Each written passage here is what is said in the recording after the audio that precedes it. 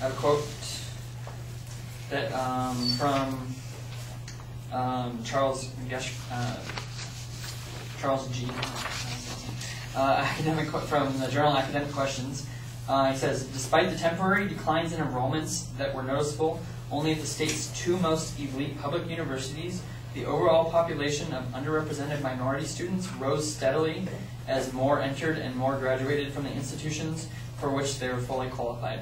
So that shows that using just examples of Berkeley and San Francisco State, I believe, which were the two most diverse, have been LA. Those two don't stand for all of the other universities. We have a lot of universities in the system in the state of California, and overall, diversity increased since Proposition 209 has been enacted. Let's see, also from Charles G. He's a professor. He says, Professor G compares these predictions with actual data to reveal that ethnic minorities and women have continued to make steady progress in education and employment.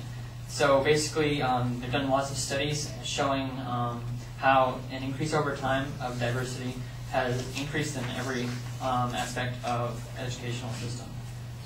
So it's actually, while it did decrease initially, it still is a steady increase. It hasn't inhibited the increase of diversity. It hasn't said diversity cannot increase. Let's see.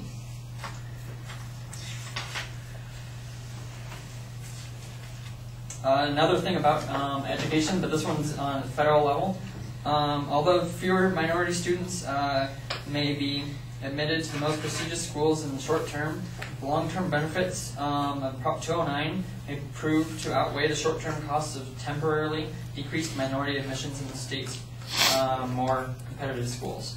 So while it might decrease it initially, overall, it'll increase fairness within the university system and getting in, as well as everyone who will be there will be at the same academic level versus bringing in people who are lower academic level and might not be able to pass or get through.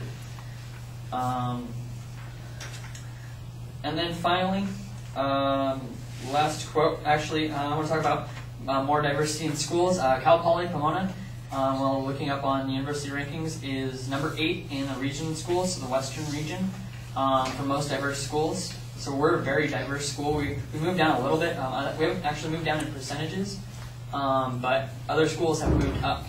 And the list of the western schools is almost all California, which is one of the only western schools that has this prop enacted. So, I mean, California is diverse as itself, but so that makes it have a higher diversity rating. But Cal Poly Pomona is one of those diverse schools, and we're in California here, so it surely has not kept a lot of diversity within our school system. And then finally, from another person, from the BYU Journal of Public Law, printed at the end of the conclusion, saying that comparing to the